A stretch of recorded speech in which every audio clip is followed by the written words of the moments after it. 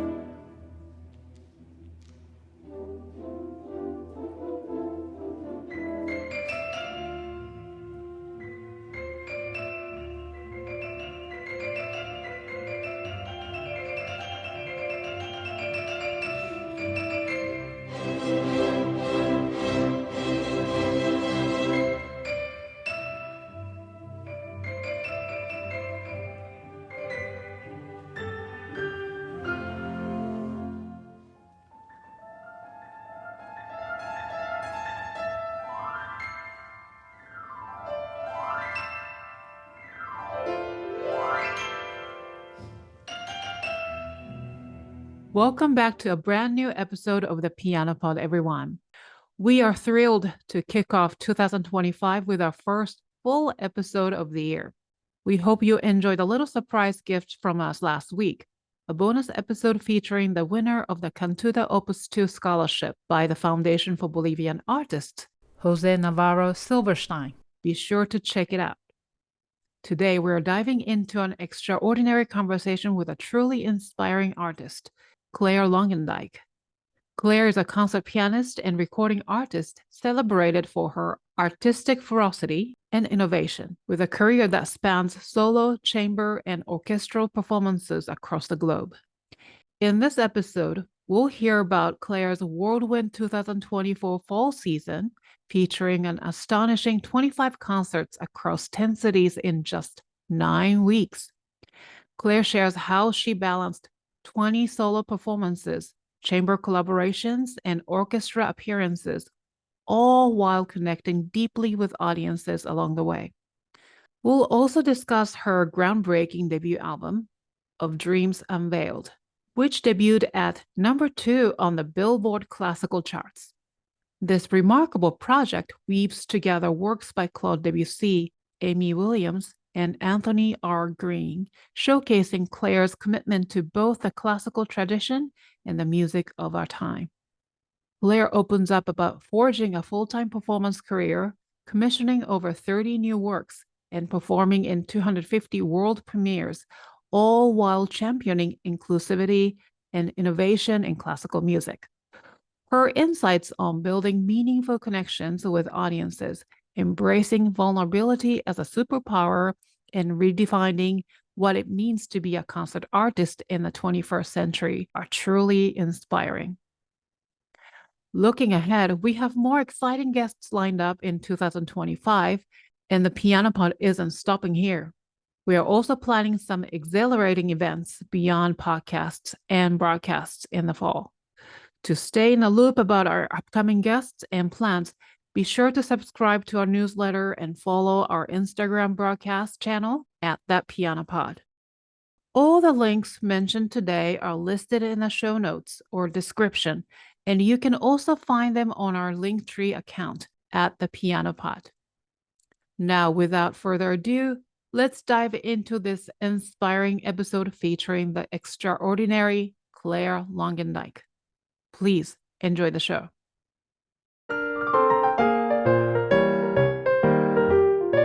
You are listening to The Piano Pod, where we talk to the brightest minds in the industry about how they are bringing the piano into the future and thriving in a complex, ever-evolving world. Welcome to The Piano Pod, Clare. It's such a pleasure and honor to have you on the show. Where are you joining from today? First of all, thank you, Yukimi. I'm so excited. I've been looking forward to this. I am currently in Fishers, Indiana, which is a suburb just outside of the Indianapolis Loop. So I'm in Indianapolis, basically. Wow. And I love your place. It's just, I love all the color. This is my favorite room, actually. I've got a piece of artwork that really inspires me, a plant that I've almost killed but haven't quite killed, and then my Steinway bee back in that corner there. So, oh, you have a Steinway bee. That's awesome. Beautiful. Yes. My pride and joy. Yes. So, for those tuning into this episode sometime in 2025, this recording session is taking place on December 12th, 2024, and Claire has just wrapped up an absolutely whirlwind fall season. So, Claire, you mentioned you performed 25 concerts in the last 9 weeks. Good 9 weeks. grief. And including 20 solo performances in 7 states and chamber and orchestra. So, wow, first of all, congratulations. And that's an incredibly busy yet wonderful schedule. And then can you tell us more about these concerts and how you managed such a demanding season? Sure. Well, let's start with the two. Let's separate those two because managing is sometimes different than accomplishing, right? So I've been a full-time concert pianist now since 2021, March 2021. So it's been a couple of years, and it's all I do. I mean, I teach this much, a very, very, very little bit. For those just listening, I'm just holding up my fingers, a very little amount. And so all of my work is dedicated towards building, managing, learning repertoire, that sort of thing. And I do have help in doing it. I work with an artist representative who's able to help me. But the most challenging part is knowing what is enough and when it's too much. Truly, I do not know how. That is a skill set that I have not yet acquired, figuring out when to stop. And so because I have I had a solo program that I was so excited about. I just fall solo was surrounding Beethoven 109, Beethoven Opus 109, the third to last Beethoven Sonata, which is a piece that I've been playing since 2009. And I love revisiting old pieces, truly. Not old in that they were written hundreds of years ago necessarily, though sometimes, but old in the sense that it's a piece that has grown with me. Right. In fact, I like to tell audiences that I'm very glad I didn't listen to the teachers that told me that I was too young to start learning that piece, because where would I have been if I'd just been starting this piece now at the age of 37, And so I have this history with that piece. So very exciting. But the reason I chose to bring back that specific Beethoven sonata is that truly the crux of my solo repertoire this season, and the last half of last season as well, is this 30-minute variation set by Amy Beach called Variations on Balkan Themes, which is a relatively unknown work of music, even amongst pianists that know a whole heck of a lot. It is not played, probably because it is an extremely complex and challenging piece of music. And I wanted to make sure that so I learned it a year ago, performed it for the first time in January on a big concert that I had locally in Carmel, Indiana at the Palladium. Yeah, I watched the video actually. Yes, exactly. Mm-hmm. Beautiful. And thank you. That was a terrifying performance. The first time playing that piece, I was and it was all my friends in the audience. I had no reason to be scared, but here I was terrified because this piece is so monstrous in all the best ways. And I said, it took me the best part of 6 months to learn, memorize, perfect this piece. I have to keep playing it, and I'm planning to record it, although I don't quite know when. So anyways, I kept just adding concerts in, well, I'm going to be here, so I might as well, while I'm in Milwaukee on this main stage concert series, I might as well go into 2 high schools and do clinics and play the program there. And then I might as well play on Wisconsin Public Radio. And then all of a sudden I'm playing 5 concerts in 3 days when I'm in Milwaukee. And then I'm in the upper Midwest. So I might as well just drive to Winona and do a residency at Winona State University. And then so it kind of turns into this biting off, maybe more than you can chew. And that's where the managing the performing doesn't necessarily align. And I know that this season is a lot about vulnerability, so I'm going to be extreme. Vulnerability is my superpower, I like to say. I know you mentioned that. I love and hate being vulnerable as much as anybody. So I'll tell our listeners and you the reason that managing, I might get a little emotional because of the secret that I'm about to reveal, but the reason that it was a really challenging fall is because I'm pregnant. Yay, congratulations. Oh my God. I'm 16 weeks pregnant. And when I found out that I was pregnant, it was 2.5 weeks before my very first concert. And, you know, as exciting as it was, my husband and I were planning on starting a family, not necessarily planning on starting a family when I got pregnant, but, you know, babies come when babies want to come. I didn't believe that for a very long time. It's true. This baby has defeated all the odds, and it's a boy. He is so excited to be experiencing all this music. Apparently he's just dancing around and an acrobat in there at this point. So, but I was extremely, extremely sick the entire time I was playing these concerts. And there were days when I couldn't get out of bed or I couldn't get out of the bathroom. And then I had to drive 2.5 hours, play a concert entirely from memory and hope beyond hope that I could get through to the end. And we're talking, you know, this is not me. This is not for me, it's like hope beyond hope that I don't miss more than 3 notes. You know, that everybody who's listening understands that. We hold the bar so high for ourselves as performing artists, as concert pianists, as entertainers. And it has been the last 4 months, the last nine weeks, a little bit more now because now I'm on a break, but have been an exercise in learning to manage my own well-being, which usually gets put on hold. I'll be honest with that, in service of the work I'm doing, with managing my commitment to the music and my want to, despite the fact that he's making my life miserable, have a healthy baby. And, you know, that was scary because I was performing, I was getting on airplanes, which can be a big risk in the first trimester. I was exhausting myself in many ways. And then when my body would finally say, you have to stop. And truly, I've never experienced that in my life. Usually I'm like, body, you're fine. Mm-hmm. Right. I couldn't practice. I mean, I just could not get my butt to the bench in order to put in the hours that I needed. And so it was a big learning curve for me. And I'm finally feeling mostly better. I'm sort of right at the crux of where women start to feel much better. But it's been hard and wonderful. And my own struggle is dealing with the disappointment that this kind of a concert season is what I've worked so hard for. I mean, 20 solo performances plus recording and performing a concerto. I had my first double header, which means that I played a concerto for twice in a row on a whole Saturday and Sunday. I've never done that before. Usually it's one-offs. That was huge for me. Working with a conductor who I was so excited to work with, Will Berlin of the Colorado Symphony, but also the Denver Young Artist Orchestra, which is the orchestra I was recording with. And just, you know, I was living the dream. I'm living the dream, but I have not been able to feel my best. And dealing with that has been a really delicate struggle and dance. And what I've taken away, what I'm proud of, I'm sorry, I'm talking a lot. Please. What I've taken away is that I'm proud that this baby already knows that his mama is not going to stop being who she is just because of him. That's where I get emotional. Because I don't intend to slow down. I don't intend to stop. Of course, I'm going to take time off and I'm going to make sure that I'm there in the first couple of months, but he's coming on tour with me. You know, he's going to be, whatever I'm doing, he's going to be there. And I want to be that model for him and show him that you can be whatever you want to be and you can build the world that you want to build and make the world better for being in it, which is the goal, right? That's why we're artists. That's why we try to. But is this season like best one yet for you? Like not considering pregnancy is a different thing, but yeah, of course.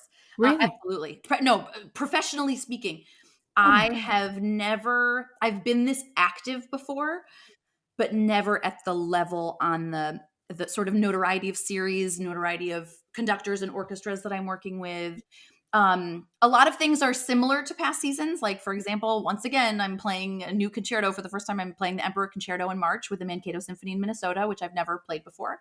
I'm in the midst of learning it. And that is like, talk about a reason to get your butt to the bench. Like the joy of working on Beethoven 5 is just overwhelming to me. I always come back to Beethoven. If I need inspiration, it's like, what Beethoven am I going to play today? He's my reason. Beethoven is my reason. And, and the music of women and composers of color is my commitment, and so in many ways things are the same. I'm not bringing back old concertos, but I'm building my repertoire and have residencies, have been able to string together a season of very notoriously recognizable names. I'm making my Carnegie Hall debut in a month, which is really exciting. Yes, you're coming to New York. Yes. I'm coming to New York. And although, and I'm happy to talk about my hangups, why that for me, that's not the pinnacle of my season, quite honestly. For a lot of people looking at me as a concert artist, it's a huge, huge, huge deal. And I'm very excited about it. It doesn't take away from the fact that I'm very excited about it. And it's a chamber music recital, but I'm giving a solo world premiere as part of that concert. And I'm very excited about that. Yeah. But yes, in many ways, I finally reached the point after 3 years of building, really building from almost nothing. This is my best season yet. Excuse me.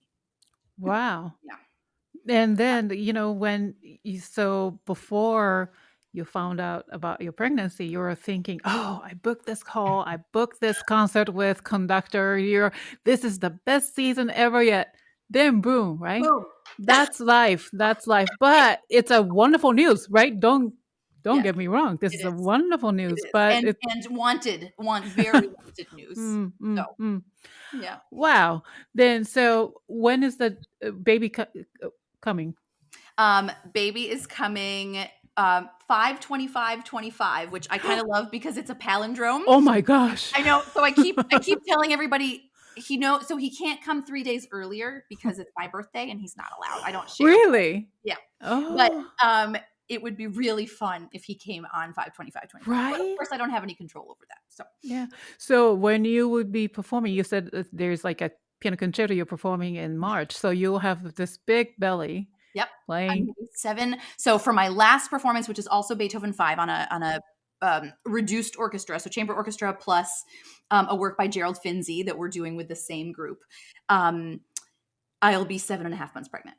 Oh my goodness. Yeah. But how special? It will be. It will. It's going to be a challenge in a physical, a physical novelty. I don't actually know if it'll be a challenge, but physical novelty, and I'm excited about that. Don't know what to expect yet. I'm trying to keep my expectations kind of low. Yeah, but Claire, have you seen any women performing on stage with the big belly before? Let's talk about this. So I will tell you, I was not, remember I said to you in an email, I haven't decided if I'm going to share my secret yet. Right. This I feel is you have created a very wonderful supportive community here. Oh, thank you. Of course. So it's a community where I feel this needs to be talked about. And I've come to terms, when I first got pregnant, I was like, nobody is going to know. I'm going to edit pictures so that people can't see. I'm going to control everything because I don't have any role models aiming for the level of career excellence that I am aiming for, who talk openly about, and I hesitate to say that because I have pianist friends, but they're not necessarily trying to only do what I do. They post about their kids, they post about their pregnancies, etc. They post about a lot of things, but it's not. I am aiming for for a full-time, lifelong career of doing this at the highest level. And that's, first of all, just hard to do, period, today, because our economy just can't sustain it anymore. Especially when there are many of us, and many of us struggling, many of us at the exact same level. And the other thing that I love to talk about in supportive communities, but when the audience can't tell the difference between what is the highest level and what is not the highest level anymore, and they don't really care, they just want to be entertained. It is not 1950 anymore, and it's certainly not 1850 anymore. But no, I have never seen a woman get on stage with a big belly I know it's happened. I know I've heard of singers doing it. I've never heard of pianists doing it. And I don't even know if, Marta Argerich was pregnant 3 times. Did she perform when she was pregnant? Hilary Hahn has been, Hilary Hahn took her whole first trimester off because she was so sick. Mm.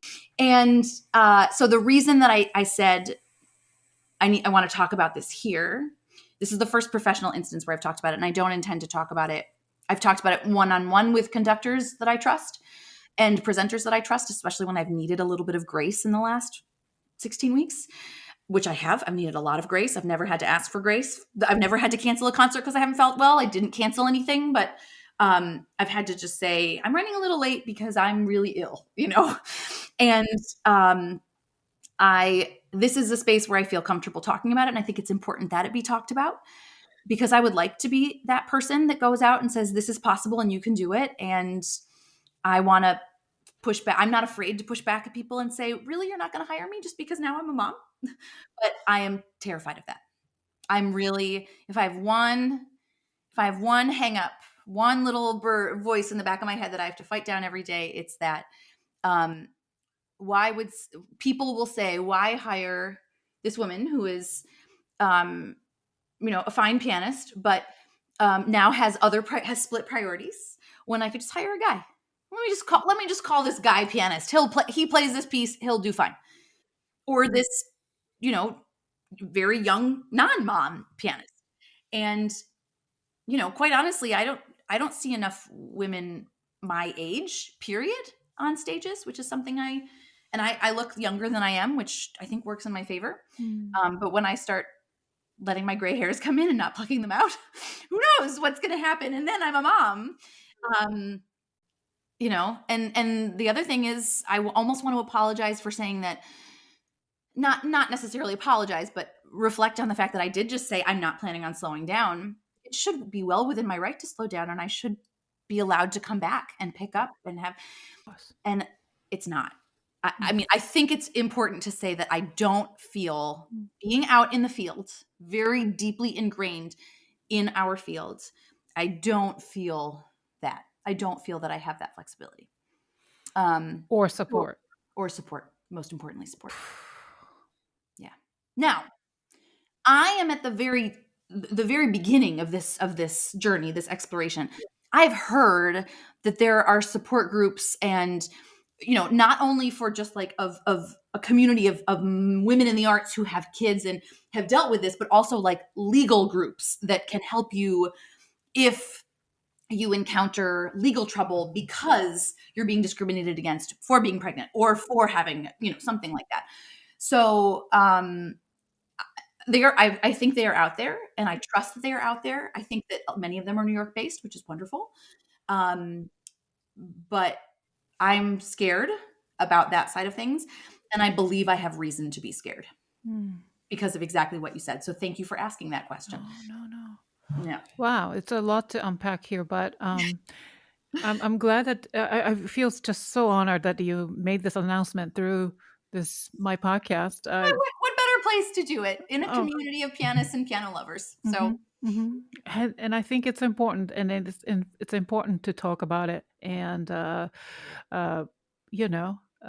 the sake of all the female artists, especially in the piano community, where we're still in the traditional mindset in many ways. A little, yep, we are. I mean, yeah, right. And so my sort of tearjerker story is that I thought I was having a girl. I was very convinced that I was having a girl, and my 10-week ultrasound was the day after the election, and I don't care how anybody listening voted, and I don't even care to share how I voted, although it's not hard to find out if you go on, if you just look into me a little bit. But thinking I was carrying a woman into a country that has twice now said they don't believe that a female president can do the job, can lead our country better than a felon, is is a really hard thing to carry into an ultrasound lab. So there was, sadly, there was a little, I had my own, I had to unpack my own feelings when I found out it was a boy, but part of it was, well, he can be president. Yep. That's exciting.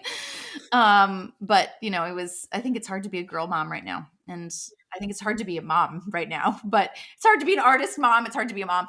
But it's just an interesting time to be,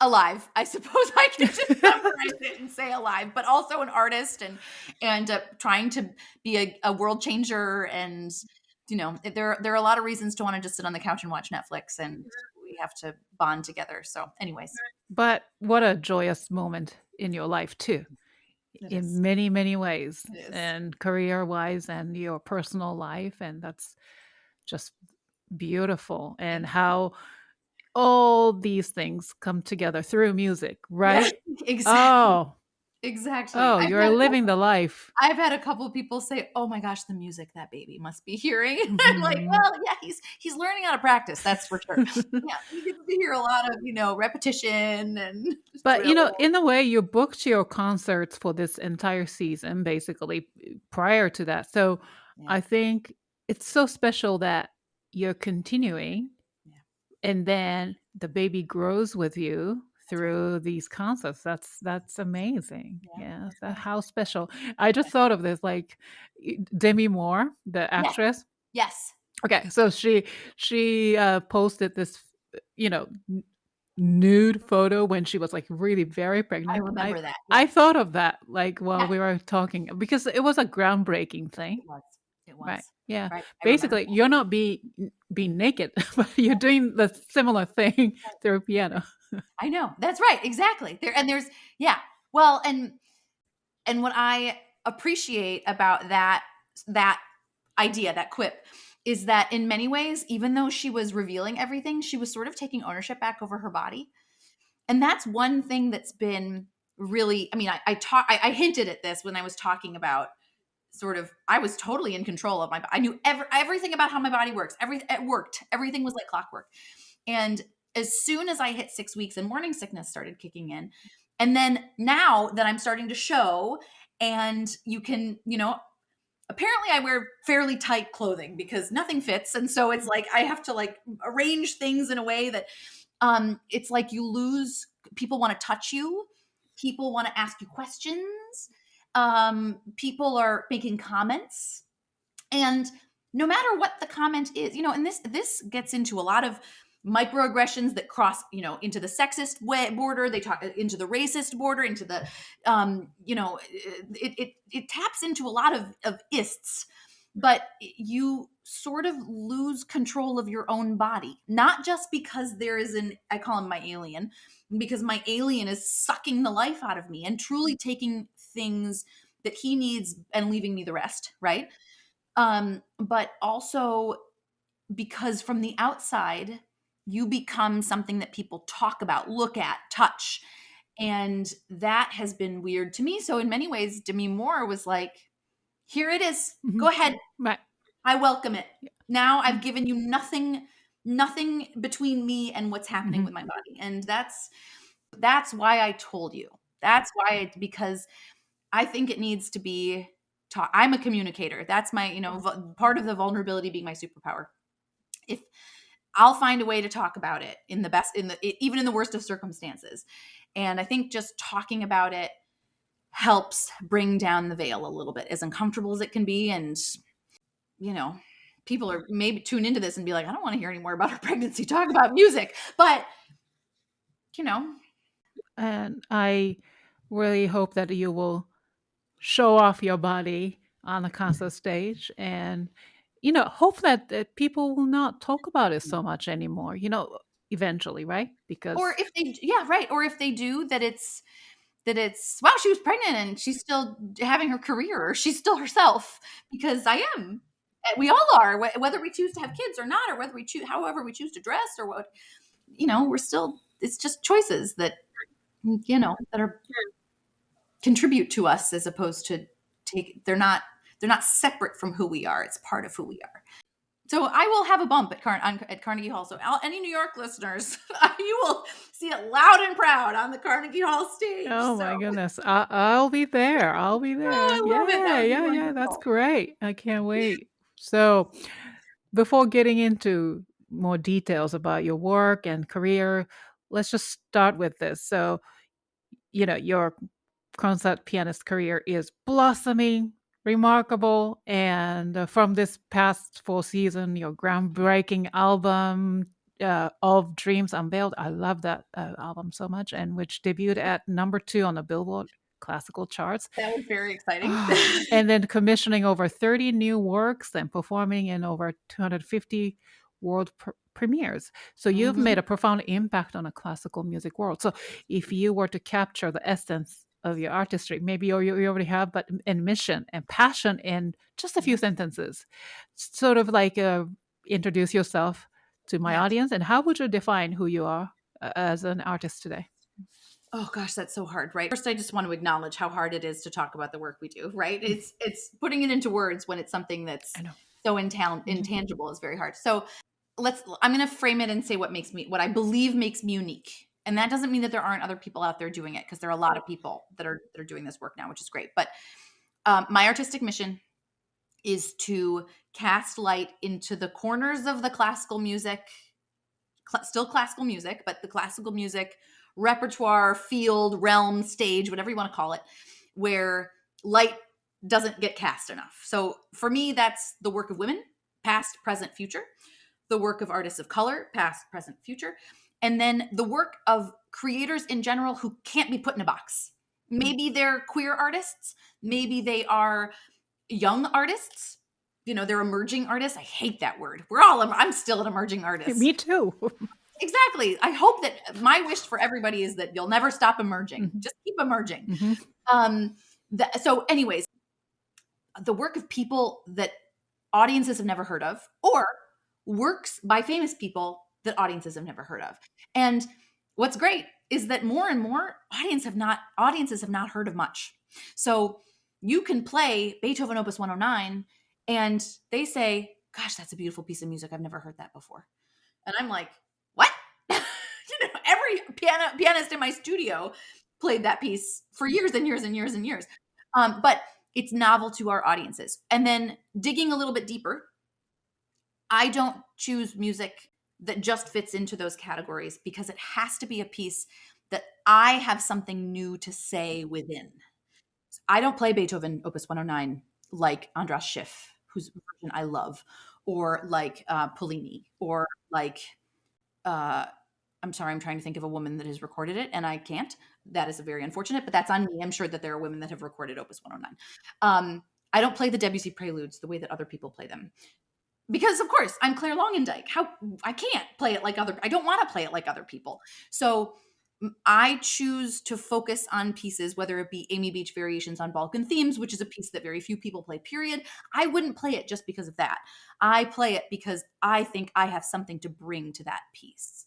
And same with the most famous pieces, from, the pieces that everybody knows, to pieces by people that everybody knows, but that the music is unknown, to pieces by people that are unknown and music that is unknown. So that's sort of that's how I frame my curation, my artistic approach. But I think I was talking about what makes me unique, and I don't even think it's that necessarily. I think a lot of people do a lot of great work there in terms of digging up repertoire, because there's so much repertoire to be dug up. I think what truly makes me unique is that I can stand on a stage and talk to my audience about the music they're hearing, and I can make them love it even if I hate it. And I'm just saying that because vulnerability is my superpower.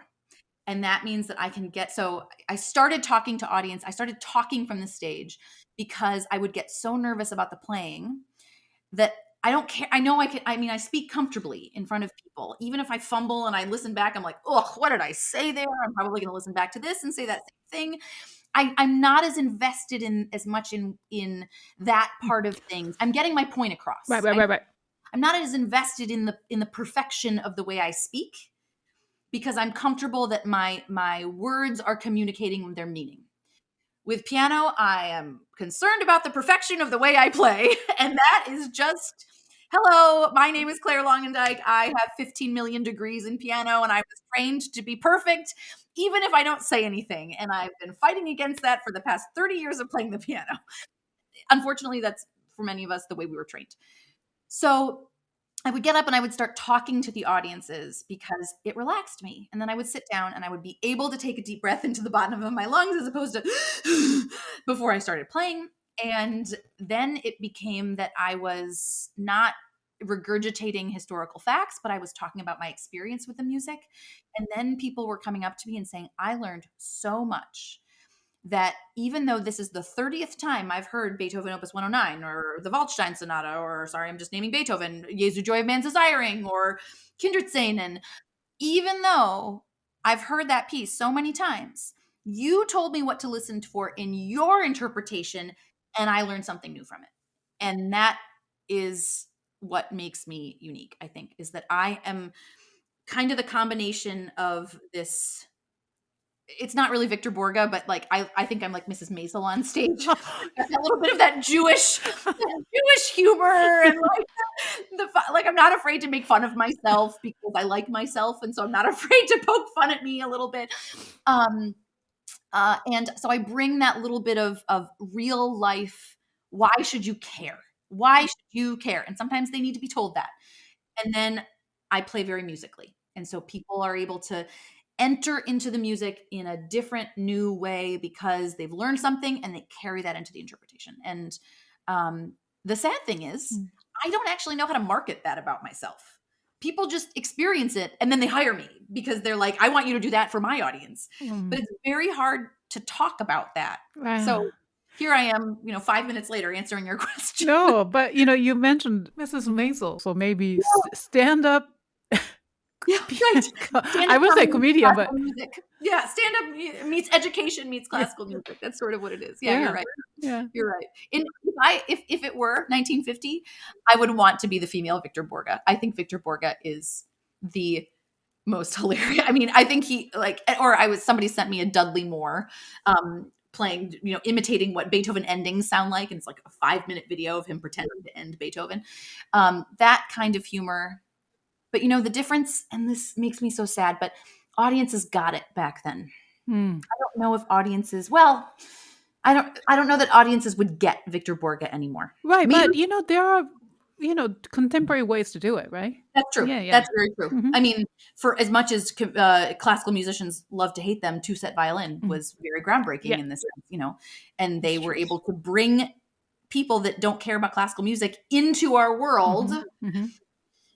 Yeah, sure. I know, every composer will say, yeah, but they made fun of contemporary music.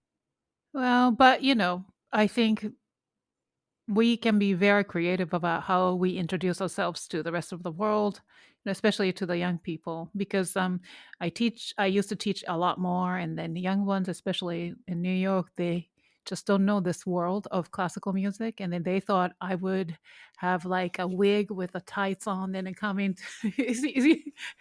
So no, I'm not. I wear normal clothes here. Right, of course. Yeah, so it's wigs. funny. No wigs. Yeah.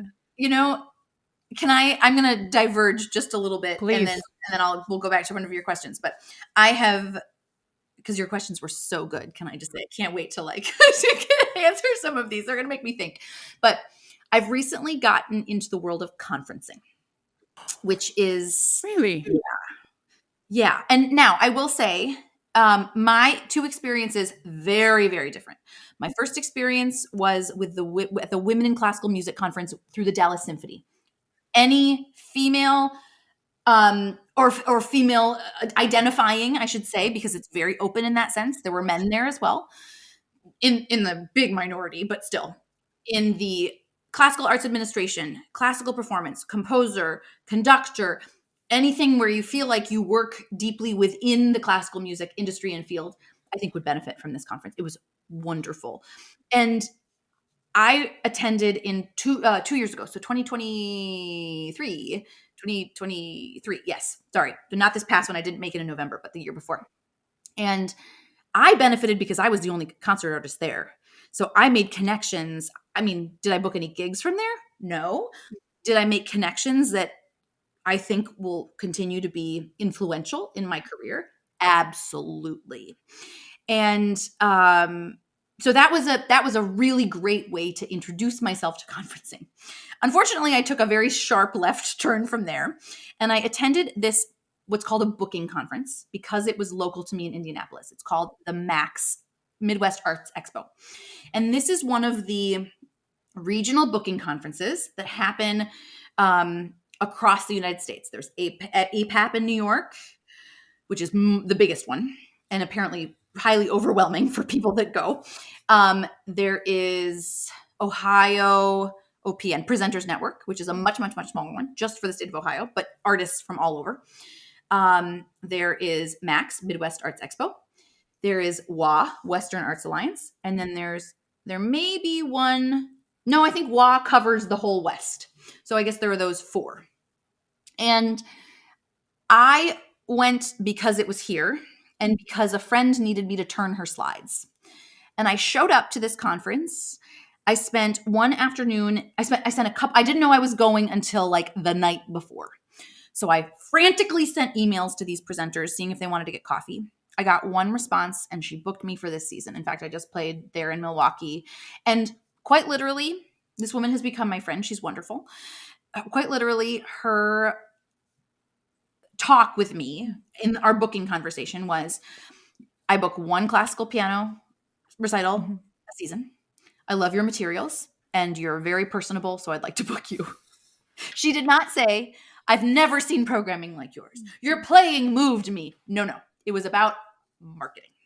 So that was my first like, hey, this is great.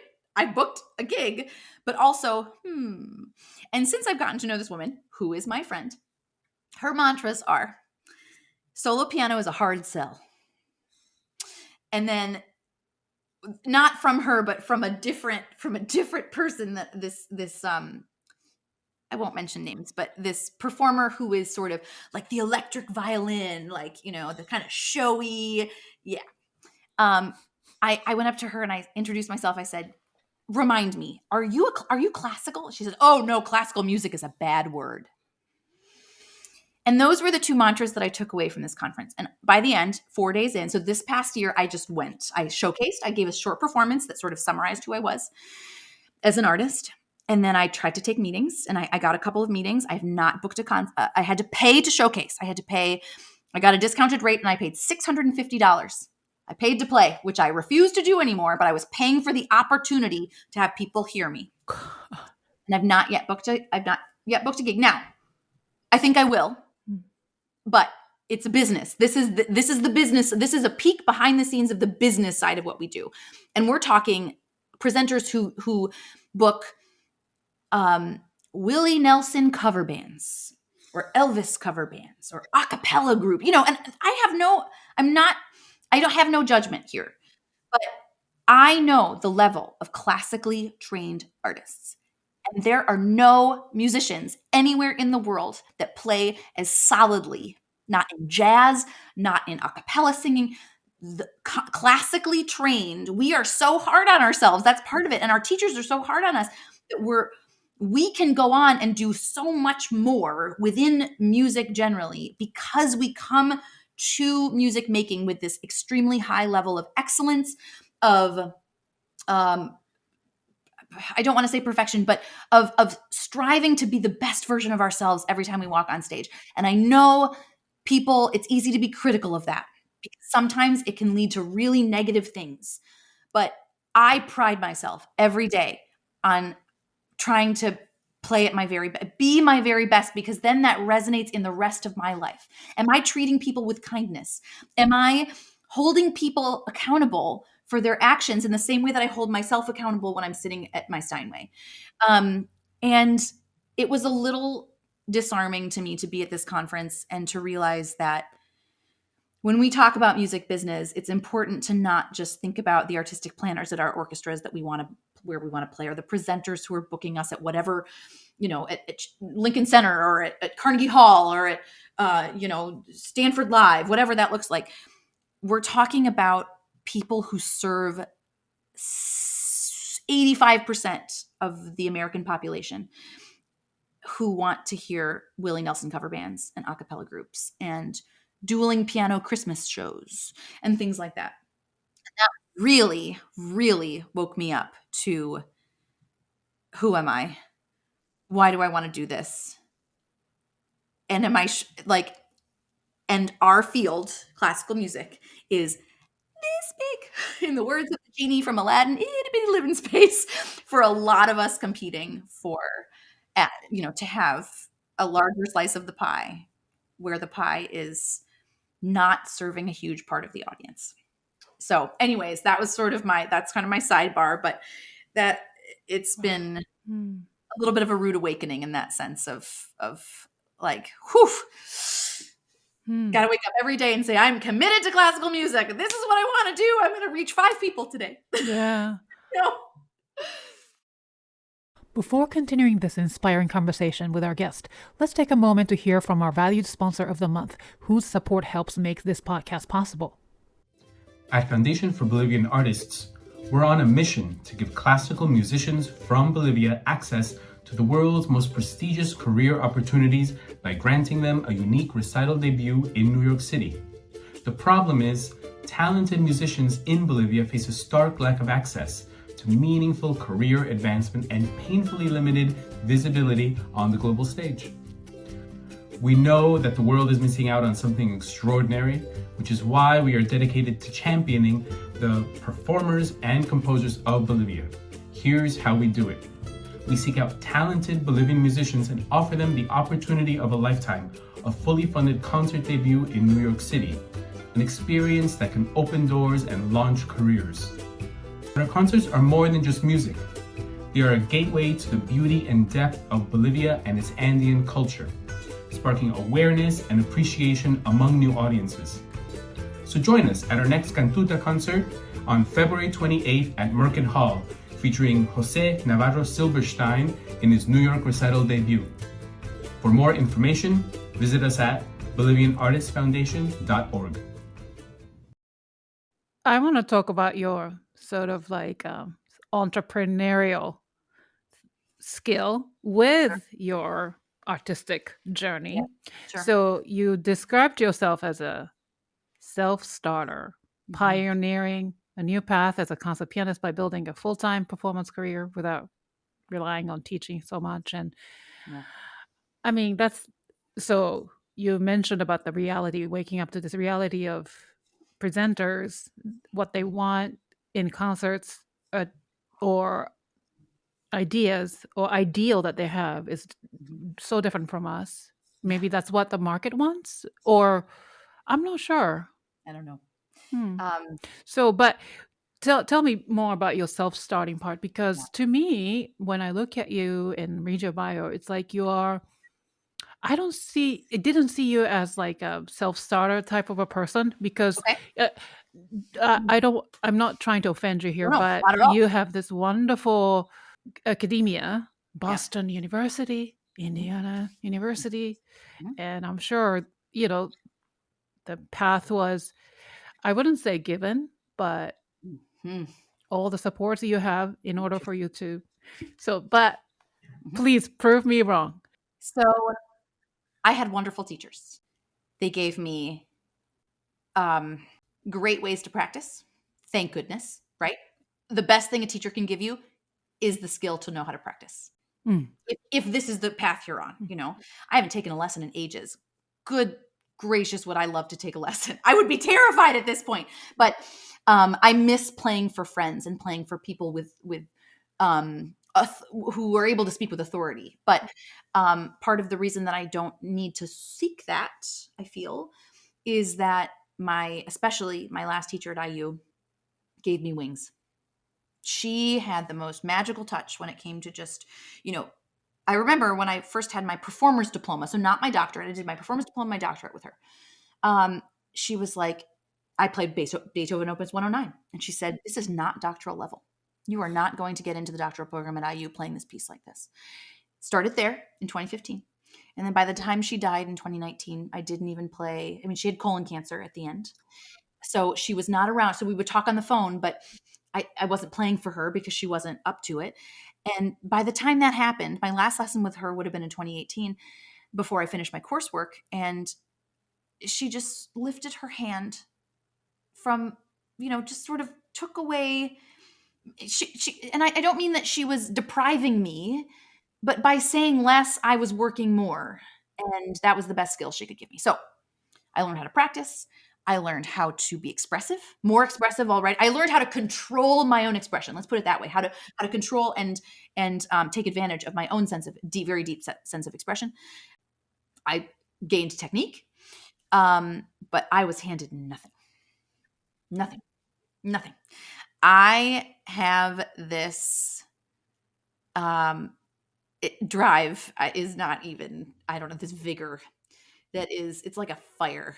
He must be hot in there because there's so much fire in my belly. It's a fire in my belly. That's what it is. That it's almost a sickness. I mean, it's really like when I said I'm going to be a concert pianist, at the age of 18 or 16 or whatever it was like, there's just no stopping me. I mean, I'm not like a bull in a china shop. I think that I'm fairly very impatient, which is important. It's good to be impatient. Don't let anybody tell you the opposite. It's so important to be impatient. But I'm respectful of I'm respectful of what I understand to be a process. You don't just when you have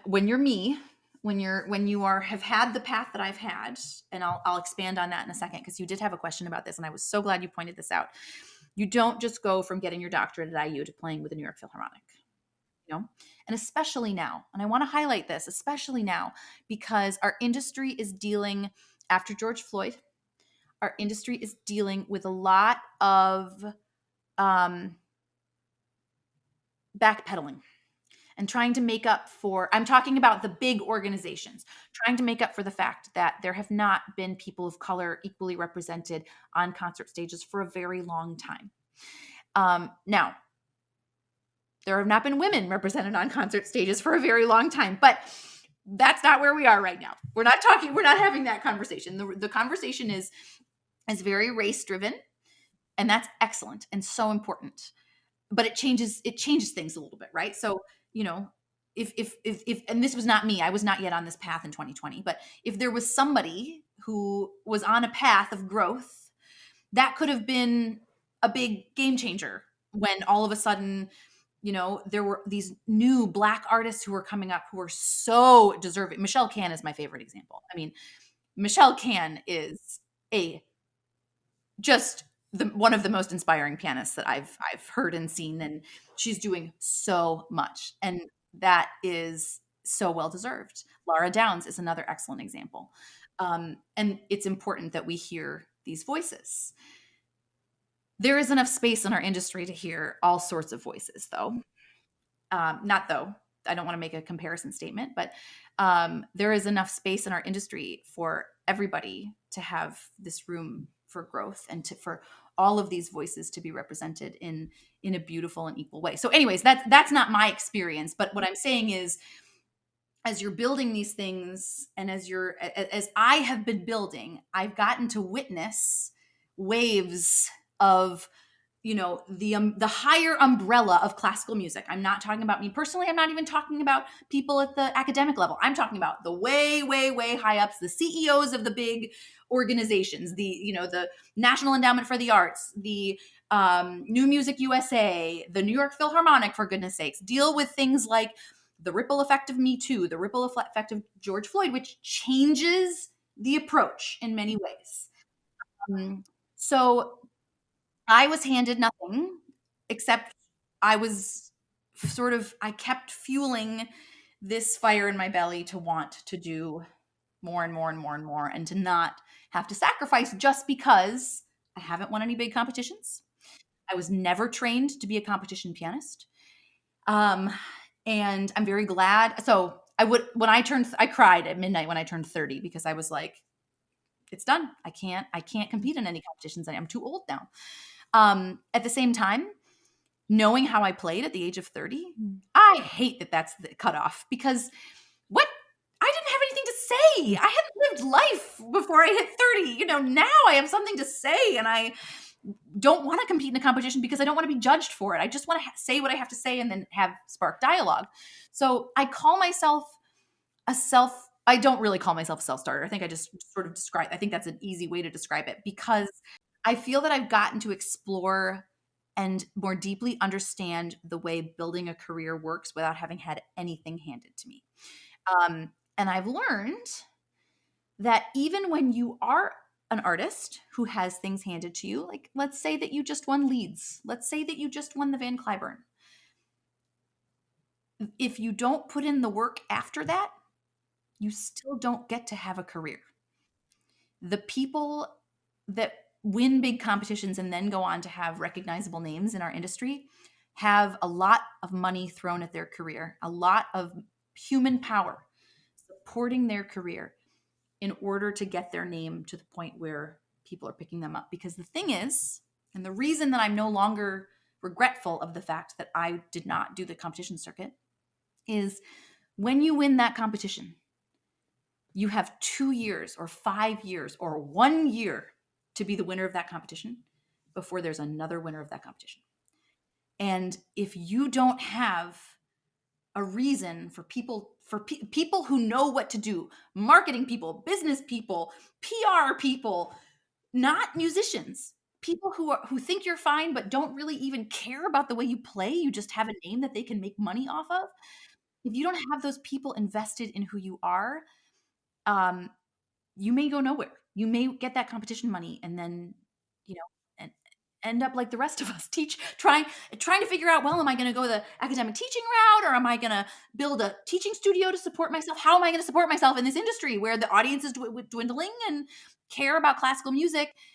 Classical music is being called exclusive and elitist, and we have to fight against that. So the reason I call myself a self-starter is because I have built a village around me of people who will do anything to support me. They will make tax-deductible contributions to support my CDs. They will buy tickets that they don't even plan to use to shows that I'm giving that are threatened to be canceled because I haven't sold enough tickets. They will fly to New York to hear me play. I have people flying from Minnesota, Indiana, all across the Eastern Seaboard and Seattle to come hear me play at Carnegie Hall because they think it's a big deal and they want to hear what I have to say on that stage. And that's where I've invested my energy and my time, because I've had nothing handed to me, but I know how to ask for things. And that's where I've in building this circle of trust around me. That's how I feel that I've been successful. And then that, because from there, I'm not afraid to say to somebody, I'm so glad you love the way I play. Do you know anybody on the board of the Indianapolis Symphony that you could bring to my next concert so that they can hear me and that they can have me sort of get my name in front of the people that count at that university or that orchestra or whatever? And that has been the reason that I haven't stopped, that I haven't given up. I think that I've continued to fuel the fire in my belly, because there are 500 people out there who would care if I stopped. It's not a lot, but I think that's enough for me to say, what can I do that's new and exciting to the people that care about me most? A family member was coming from LA to Carnegie, pulled me aside and said, Claire, I'm a little torn. I love you and I care about what you do, and I'm excited to support you, and you're playing at Carnegie Hall, and that's so exciting. But I don't love the music you play. I don't feel connected to the music you play. And I was like, oh my gosh, first of all, taking that to heart, because that means I need to show you what to be excited about. But also, that's not my job. Like, thank you. I don't need to convince you to like something you don't like, but thank you. And I said, listen, this is not the biggest concert I'll ever play. As exciting as it is that I'm playing at Carnegie Hall, this is not the biggest concert that I'll ever play. I don't blame you. It's going to be expensive to get out there. I'm sharing the stage, albeit with a wonderful collaborator, but it's not just me. And I've built my career as a soloist, really. Love playing chamber music, would never turn down an opportunity to play chamber music, but I've gone the hardest route, which is playing by myself and with orchestras for the most part.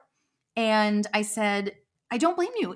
And I said, and this program is unusual for me because I only got to choose one piece, the world premiere that I'm giving. Otherwise, this music was dictated by the label that is releasing the CD and presenting us at Carnegie Hall. And so it's unique. It's great. I like the music, but it's not my usual, like I described earlier, right, in our talk, the way that I didn't get to choose this music in the way that I usually choose and craft and curate and think about very carefully about the way music connects.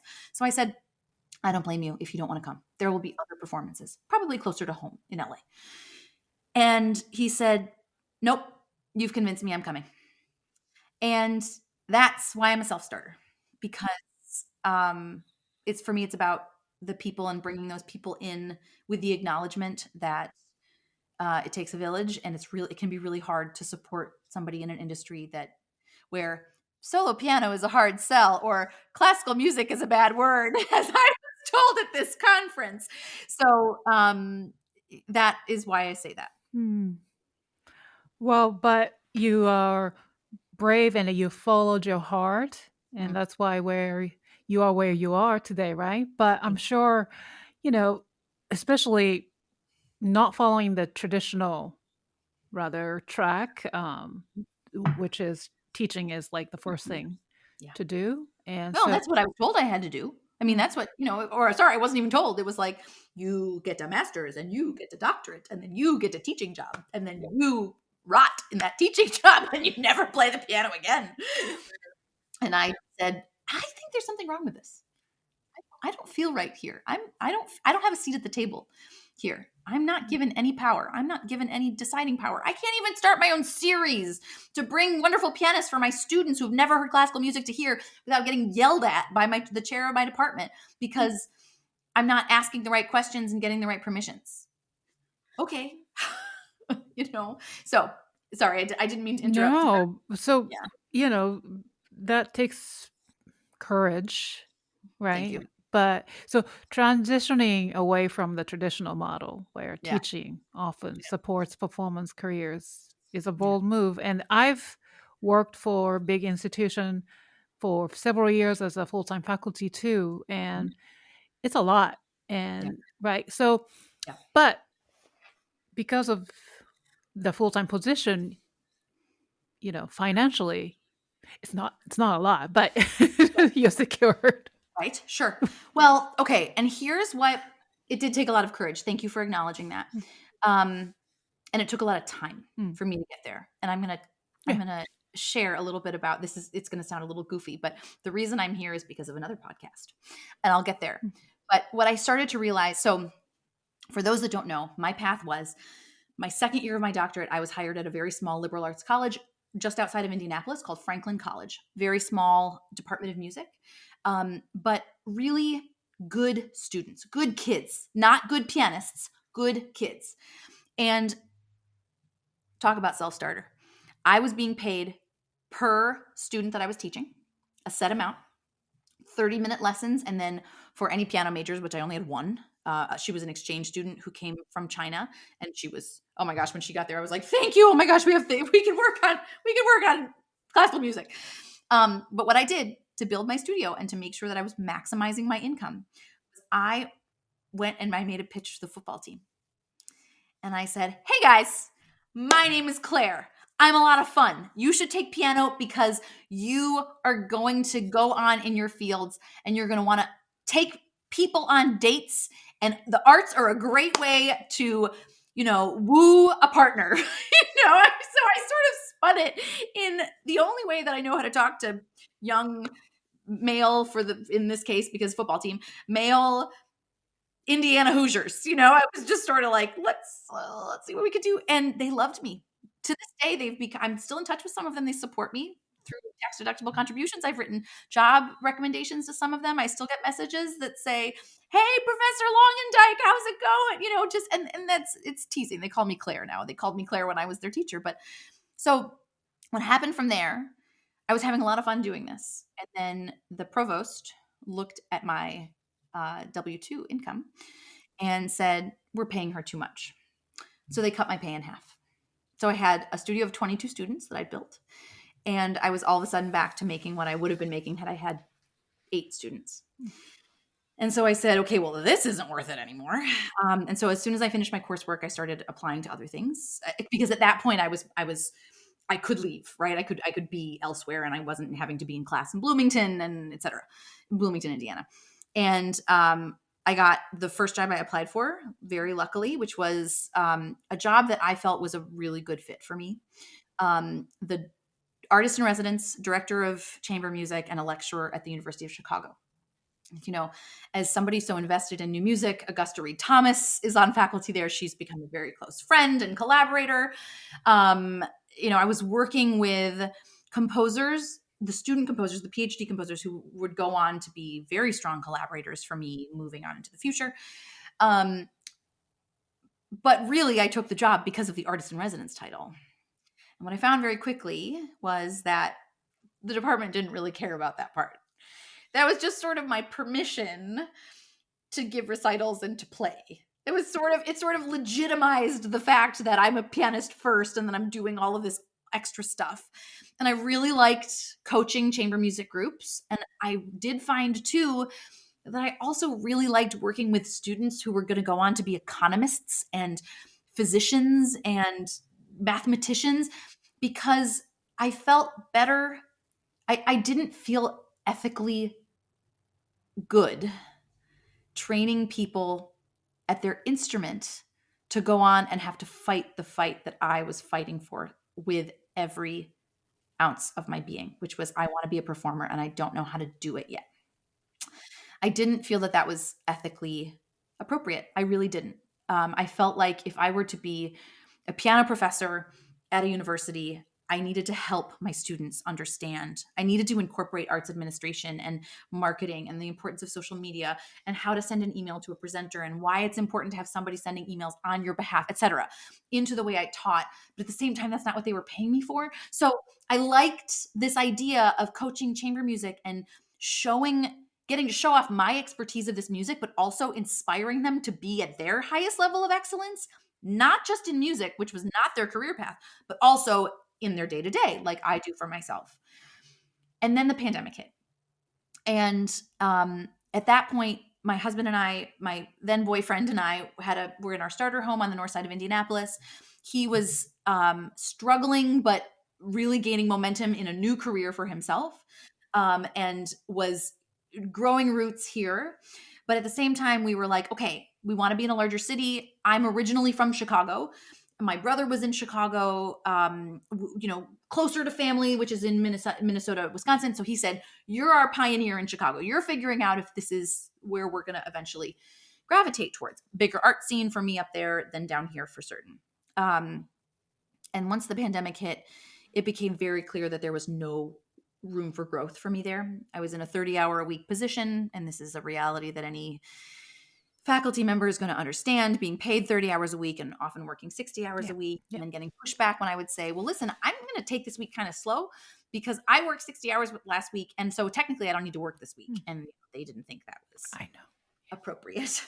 And I wasn't given a seat at the table. And the weird thing about a department like that is that unlike every school that I'd ever attended, where the performers, the ones out doing the work, were at the top, the highest echelon, it was the academics, the music theorists, the music historians, the ethnomusicologists, the composers who were sort of the most important, not even the composers, I would say. I think Augusta Reed Thomas really had to fight for the amount of power that she had.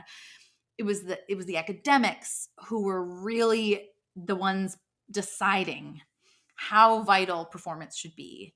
And I struggled with that. And so I decided it was time to make a move.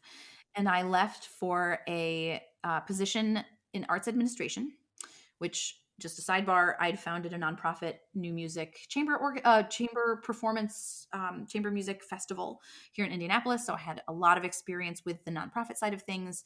A lot of experience. That's not fair. I had some experience from the ground up with the nonprofit world, the 501c3 sector. I'd done a lot of fundraising for myself at that point. So I was a great fundraiser. Once again, talk about that person to person, having to ask difficult questions and being vulnerable. I'm very good at that, asking for money. And so I got hired as the executive director of this performing arts organization based in Pittsburgh, but I got to work remotely and then only go to Pittsburgh every once in a while. And it was a bad fit. It was very clear from early on to me that it wasn't going to be a long-term position for me. So I listened to a podcast, and I always kind of forget. She's very popular, and she is a poker player. She's been on a lot of podcasts, including, we're talking like she's done a TED Talk, she's on Hidden Brain and things like that, like NPR and New York Times level podcasts. And her talk was about quitting and how important it is to quit. And as I'm sure this resonates with you, Yukimi, we don't quit in classical music. We keep working on a piece until we can play it to the highest level of our ability, and then we put it down and we bring it back 6 months later to see if it's any better. And we push, and we spend hours in a practice room. We don't think about the toll it's taking on our minds and our body. We don't quit. If I had a quitting bone in my body, I may not be having this conversation with you. I may be a CEO of some big organization somewhere, a high-powered woman with, better pay, better hours, and, other things. And basically she just said, if you're a poker player and you don't quit, like, you lose all the time. Right. That's the alternative, is you lose. And basically the moral of her talk was, if you quit, all you're doing is closing a door and allowing a window to be opened. And the next day I had a meeting and I said, I'm leaving this position. Now, this is another vulnerable, important thing. I had just gotten engaged to my husband at that point. So I had, was soon to have dual income. He has he's in finance. He has a much more consistent job on a very consistent team. He has support, and I could afford to take a pay cut while having healthcare as soon as we got married.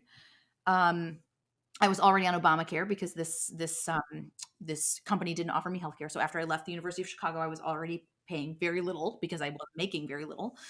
But that's what finally empowered me to say, if I don't do this now, I'm never going to do it. And now that I'm pregnant, boy, am I glad I've done it. Because even if I make a decision, or God forbid, even if I have a high needs child who demands a little bit more of my time and my energy and my love, so that I am not able to maintain the schedule that I would love to be able to maintain that I'm currently having, I've done it. I've been doing it, and I know what it takes, and I know how to adapt. And I don't even remember what the starting question was. No. That's what I tell people. You have to quit things. You have to quit things. You have to learn. You have to get good at quitting. And honestly, it's unbelievable the ripple effect that has had in my musical life. I really wanted to play Schumann's Ghost Variations, which is a magical piece of music that I had programmed things around and I didn't play it well. So I quit and I picked up Kindred or Arabesque or something like that, which suited me beautifully. And I said, good, thank goodness I quit that piece, because if I can't convince an audience, if I can't convince myself that I play this well, how can I convince an audience that I'm playing this well? And honestly, it was that podcast. It was just listening to somebody. It unlocked something that was like, put it down if it doesn't work for you. What are you missing that could change your life for the better if you don't quit? Don't acknowledge that we are not built to be good at everything. We are not built to be, I don't play Bach anymore for that reason. I'm too afraid, and I don't want to get on stage and be afraid. I play Bach for fun, but I perform everything after Bach. Yeah. So, yeah. Wow. Yeah. Well, thank you for sharing and being so candid with me. And of course. Yeah, now I understand the part of self-starting.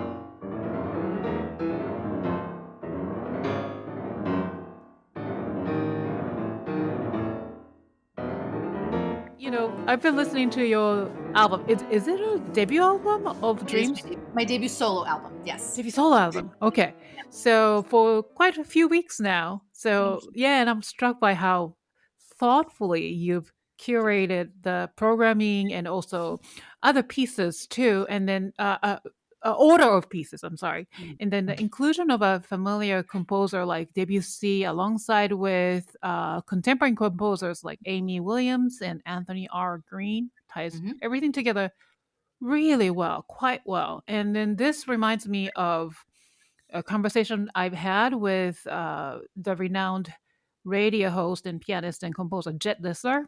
Mhm. I've interviewed him at the beginning of the season, and he said something about almost like these days in in this century, I think it's better that you program in such a way that there's like a thought and effort into it. It's not, we don't want to hear all Bach pieces, but maybe, blending of tradition to contemporary, almost like being a DJ. That's right.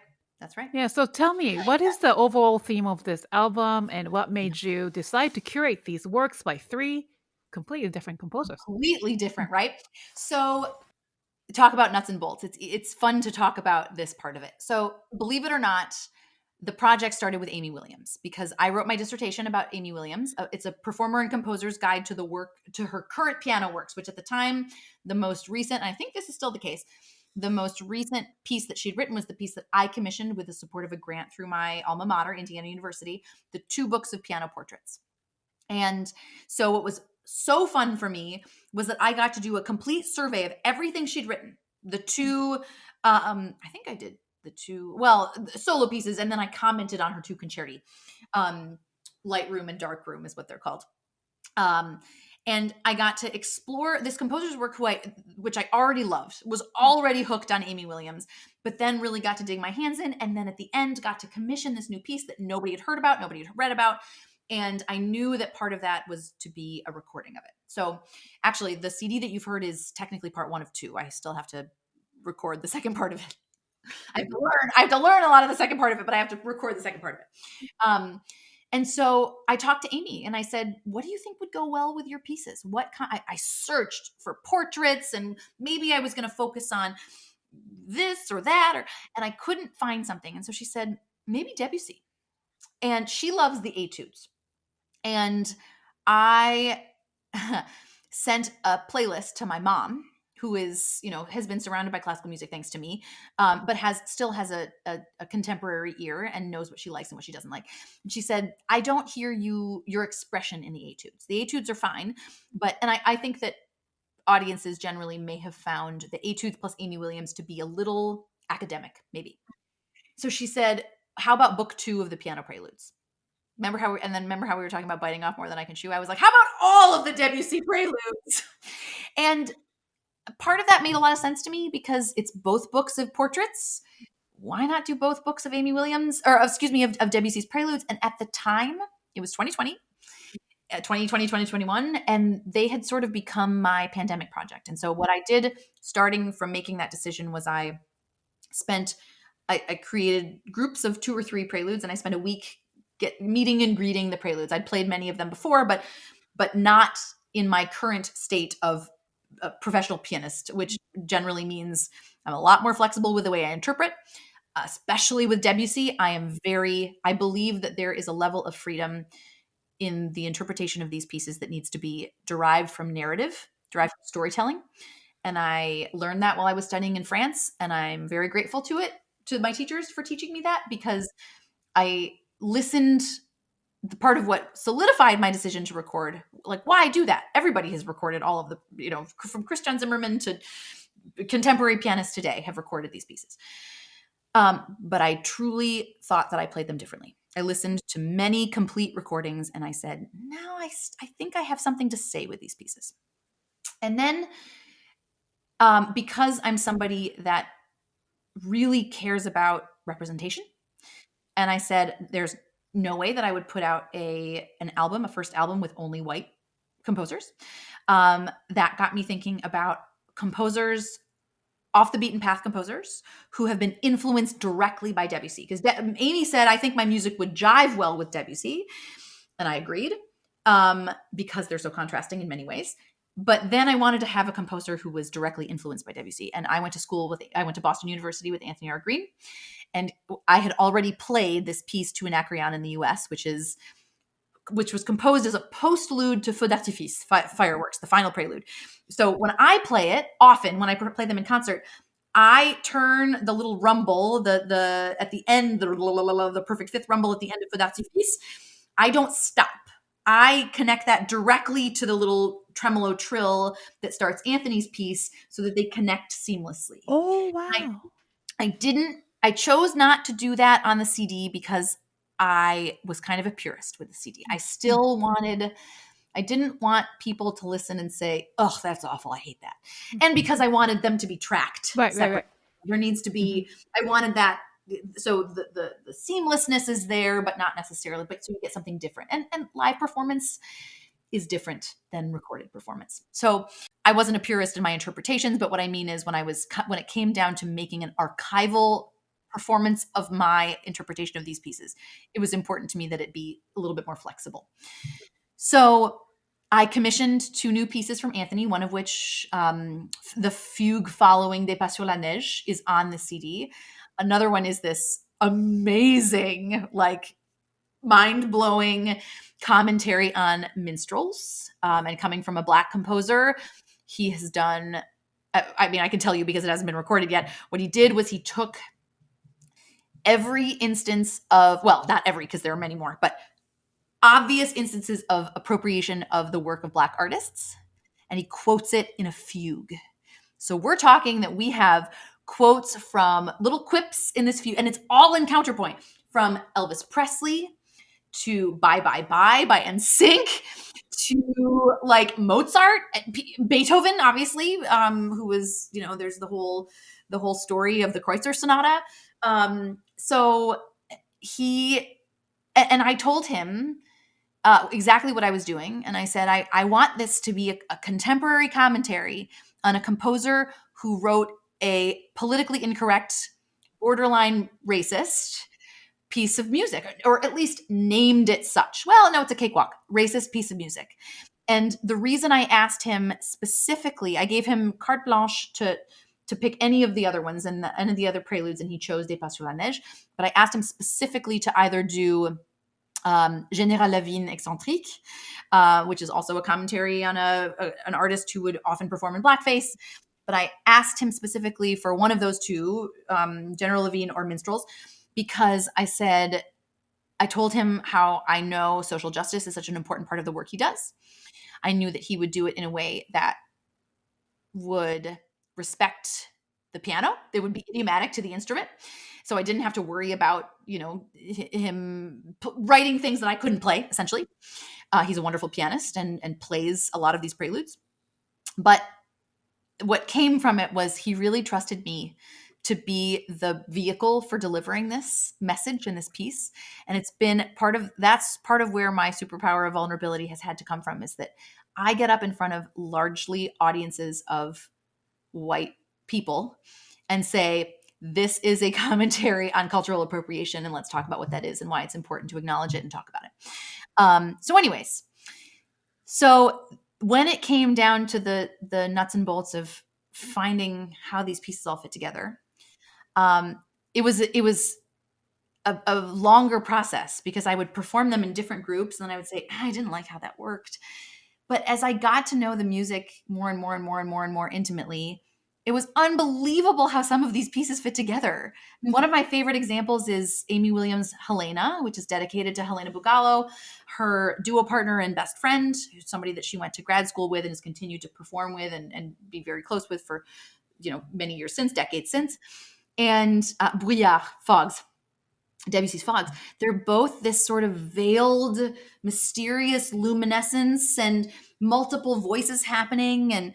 And so even though Amy Williams' music is nothing like Debussy's, I mean, it's angular, it's percussive. Her father is a very, very well-known percussionist. And so her music really has rhythm at the core of it, but it's very American. It's very, edgy.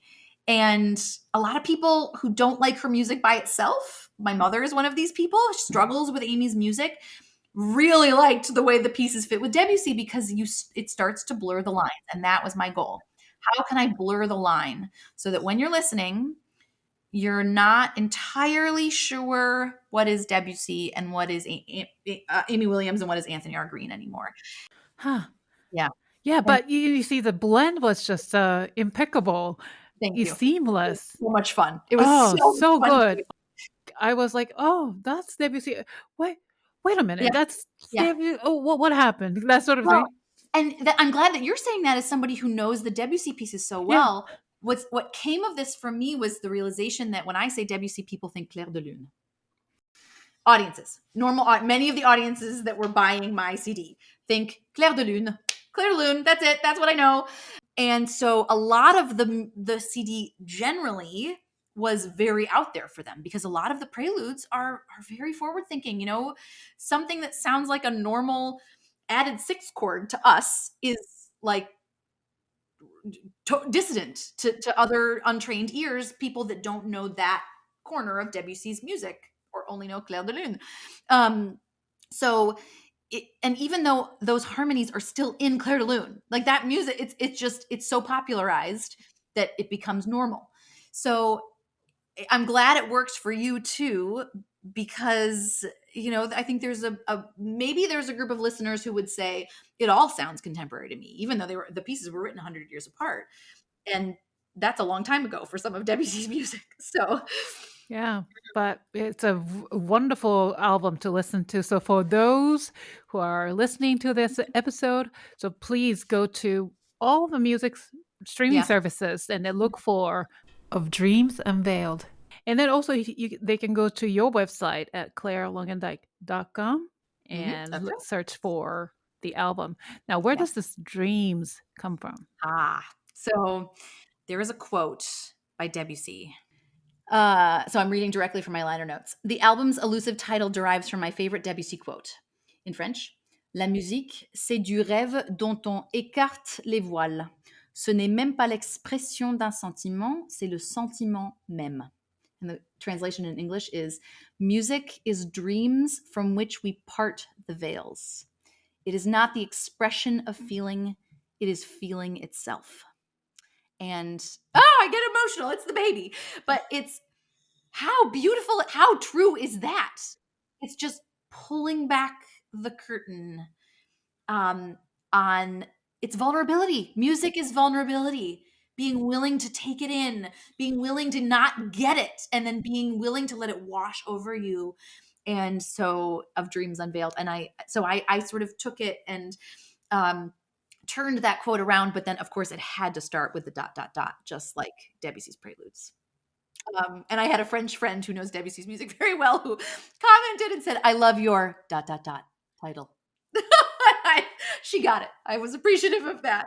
So that's where it's sort of a nod to Debussy, but also a nod to English, you know, in many ways, because language has a lot to do with the way people compose. And I've got two American composers, one of whom is very American, and Amy Williams. Anthony lives in Europe and is sort of imbued with this European culture. He speaks a little bit of French. And then this very French, nationalist French composer who, you know, went to the World's Fair, and that was part of his introduction to the world outside of his country's borders. So the language thing has a lot to do with it. And as you can hear, I love French and am a Francophile doesn't even begin to say it. I am obsessed with French culture and language and people. And you lived there, right? I think you got a Fulbright scholarship. And well, the fun thing about this is that when I applied for it, it wasn't actually a Fulbright, but Fulbright has since taken it over. So I get to advertise that I got a Fulbright, even though I didn't have to go through the full Fulbright process. But regardless, I got an excellent grant that is still available for, unfortunately, the cutoff is 30, but for young emerging artists, musicians and artists, and psychologists, I think, too, or sociologists, because the woman, Harriet Hale Woolley, was an arts philanthropist and lover, but either a sociologist or a psychologist or something like that. So, and it paid well for a year for me to study in Paris and live in this very bohemian room at the Cité Universitaire, which is like this campus of almost 40 international houses that are dormitories, but you're surrounded by, I was right next to the Belgian house and the Portuguese house and the Finnish house. And so I was every day and, just this multicultural experience. But I won't lie, I spent a lot of time at the piano practicing 10 hours a day while I was there, which was a very good use of my time, as it turned out. And all in all, I spent 5 years there. Oh yeah. So I was enrolled in school. I was getting diplomas. Yep. And I was, learning the French way of doing a lot of things, not just playing the piano, which has really informed my approach, I think, my touch, my sensitivity, I think, to the instrument. Germans might not like the way I interpret Beethoven or Mozart, or Haydn, because it's a little bit Frenchy, but I like the way I play, so it works. But I was also doing solfège. When I sing notes, I sing in solfège now, and the students I teach are like, "What are you singing?" I was doing orchestral score reduction. I was taking classes of piano accompaniment, it's called, but where it was not about how to follow your partner. It was like how to transpose by major third, minor third, up and down if a singer needs you to do it on the spot. Do I remember how to do that anymore? Absolutely not. Okay. But I did end up going on to teach some of that stuff, figured bass, for example, when I was at the University of Chicago. So skills that I had no idea would pay themselves forward, and did. And I am definitely a stronger pianist because I have those skills that I gained in France. You just can never stop learning, right? It's so deep. Yeah. No. Yeah, I know. And you have to keep doing it, because otherwise it gets harder as you go. I mean, memory is a great example of that. I push myself to memorize, but I used to be able to memorize, I don't know. Oh my 40 gosh, but you're still young. You're okay. I'm like, but it's also 2024. It's also today. We have a lot of crap floating around in our brains, and I don't need half the crap that I have floating around in my brains. It's like reels from Instagram and, things that my parenting videos that my husband sends me. It's like, I don't need this. I need to memorize my Beethoven. Yeah, that's true. Yeah. You really have to find the quiet in your head in order to do that kind of work. But being in Paris for that year, was able to do that. How wonderful, right? Just being able to immerse yourself in your craft. Oh. The Piano Pod is now on Substack. If you're wondering, Substack is an all-in-one platform where creators like me can connect directly with you, share exclusive content, and build a thriving community. By subscribing, you'll get a behind-the-scenes updates, early access to new episodes, and special perks designed just for our audience. Your Substack subscription helps us create more of these meaningful conversations and support initiatives that uplift the classical music community. So join us on Substack and be part of this journey. Please go to thepianopod.substack.com/subscribe or click the link in the description to subscribe today. Thank you for your support, and I look forward to sharing more joyous and meaningful experiences with you on the Piano Pod. So Claire, on the day of each interview session, I usually have all the guest performances queued up on YouTube as I prep for session, and while doing so, I came across your recital video, which was a year ago. I think we talked about that, Live at the Center, which was a local thing, but the venue is glorious. Beautiful. Wow. Oh my gosh. And huge. Oh, huge. I know. My goal was to sell out the hall, and wow, that was going to be very But hard. there's like a pipe organ in the background. Oh, wow. And they do a beautiful, and I got a gorgeous recording from that too. Multi-angle angles, and then the lights, and it was really And then you performed really beautifully, and it spoke very well, so well. But anyway, so I noticed the Schumann Arabesque you talked about, and then you should also share the separate video clip of your performance of Schumann's Arabesque in collaboration with two dancers, which I think by the time this episode comes out, I think the video will also be released, no? Or at least it will be so people that are listening are getting sort of a sneak preview, which is great. Right. Great. It'll be released mid-January. Yeah. So can you share, first of all, personal connection to this piece? Yeah, absolutely. Yeah. I used to go to my lessons with Dr. Karen Shaw at IU. And I was always late. I was always a couple minutes late. And I always asked for times at the end of the day, because by that time she and I were like this, we were super close, and our lessons would go on for ages. And at the end she would say, can you help me with this thing on my computer? And, how's sweetie, which is what she called my boyfriend, my husband at the time. She loved him. We had a very strong personal and artistic connection. And truly, I think that I don't think she'd be surprised to know what I've built for myself since then. And that I take a lot of pride in that. Anyways, I would get there a little bit late, and she didn't perform anymore at that point. She hadn't performed in 20 years, truly had not played a single concert, had barely played a piece. She would practice for fun, but that was it. And I would get there, and I would always wait and listen through the thick wood door to see if she was playing. And 9 times out of 10, she was playing the Arabesque or the spin and pull, as she called it, Andante spinato and Polonaise. And she had this flexibility and this touch. And she didn't get a lot of credit for it, except amongst her students, truly. But she would play on this old, really not well-maintained Steinway in our studio. And she could get a sound out of that instrument that none of her doctoral, master's, undergrad students could even dream of getting. It was just this, there was so much vibrancy to the sound she would get.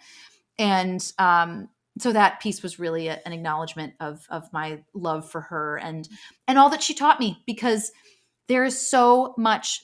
The Schumann Arabesque is not a challenging piece, but if you treat it like an easy piece, you can't sell it. Right. There's so much to it. And there's also, I played a little bit slower than most people do, just a little bit, because I like to highlight the dance element, and which maybe leads to the next thing, which is this recording that I'm releasing that features 2 dancers.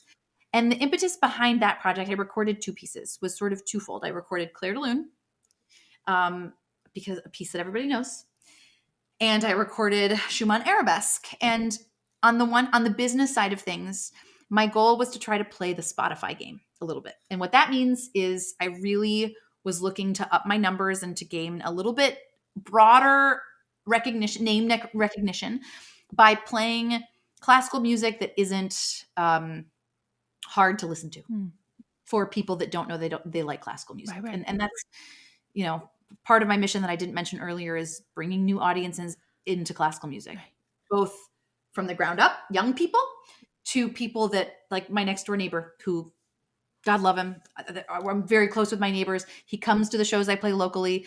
Does he like the music? I don't know, but he comes for me, and he walks away saying, I knew that Clare Longendyke piece.